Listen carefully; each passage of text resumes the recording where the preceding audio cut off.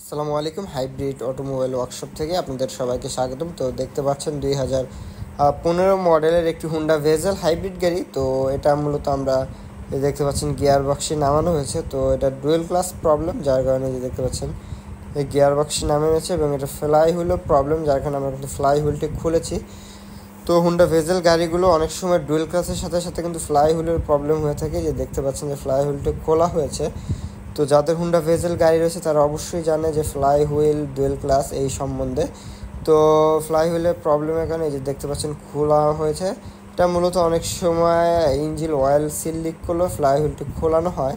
তো আমরা মূলত এই যে ফ্লাই হুইলের প্রবলেম, তাই কারণে ফ্লাই হুইলটি খুলেছি। তো যাদের হুন্ডা ভেজেল হাইব্রিড গাড়ি রয়েছে, এই dual class, gear box, fly wheel যে কোনো প্রবলেম নিয়ে ভুগতেছেন, তারা অবশ্যই আমাদের সাথে যোগাযোগ করতে পারেন। আমাদের নাম্বার দেওয়া থাকবে। আসসালামু আলাইকুম।